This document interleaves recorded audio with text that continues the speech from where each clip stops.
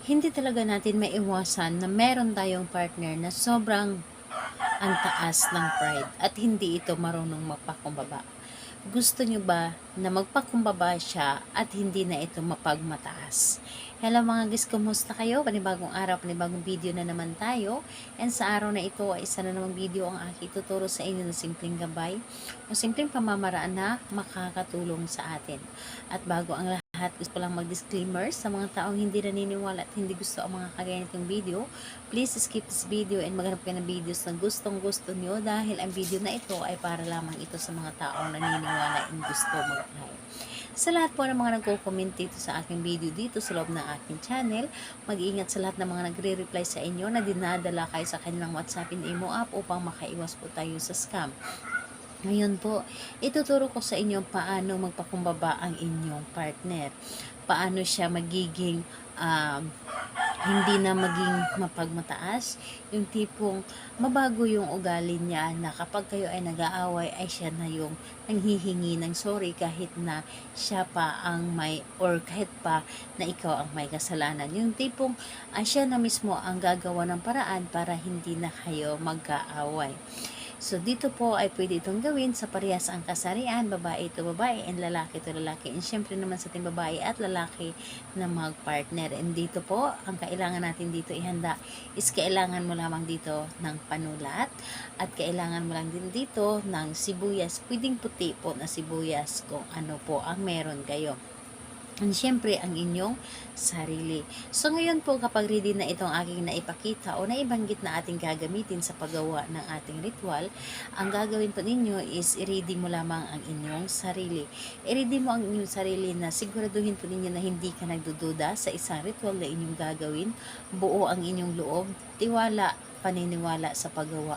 Dahil kailangan natin dito ang iyong paniniwala at tiwala sa paggawa nito dahil kapag ikaw ay may pagdududa, hindi ito gagana sa inyo dahil sa paggawa ng isang ritual, kailangan natin dito ng buong tiwala. So ngayon po, kapag ready ka na, pwede mo na itong umpisahan. So ang gagawin mo lamang dito, napakadali lamang. Sa iyong talampakan. Talampakan po sa may kaliwang banda ng talampakan. Sa iyong talampakan, isulat mo doon ang pangalan at apelyido ng inyong target. Halimbawa, yung pangalan ng inyong asawa or pangalan ng inyong boyfriend or di kaya girlfriend. So, buo po. Kailangan pangalan niya at apelyido. Isang bisis lamang.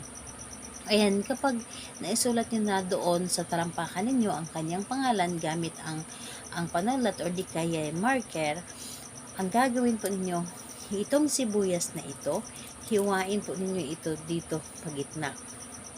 Hatiin po ninyo. Di ba yung sibuyas is may katas? Ang gagawin po ninyo, ang kalahati ng sibuyas ay ipahid nyo po doon sa inyong talampakan.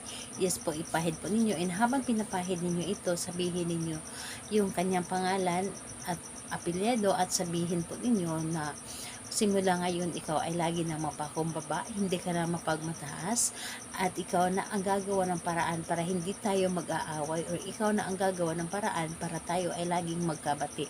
So sabihin mo lamang dito lahat-lahat ang gusto mong sabihin and dapat po positive ka lang po and wag mong haluan ng negatibo yung mga ginagawa ninyo. Dapat ay positive lamang lahat yung mga ginagawa po ninyo.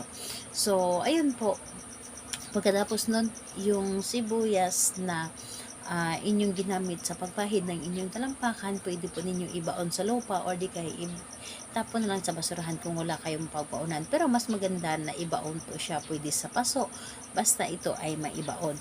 And yung kalahati, pwede nyo pa yung gamitin sa pagluluto. And ayun po, gawin ito sa araw ng Tuesday and Friday. Pero mas maganda na gawin ninyo ito sa gabi. And kung hindi ka pa yung makapaghintay sa araw ng Tuesday and Friday, tulad ngayon, merong buwan and napakalaki ng buwan, pwede po ninyo ito gawin. So, kahit na hindi ito Tuesday and Friday.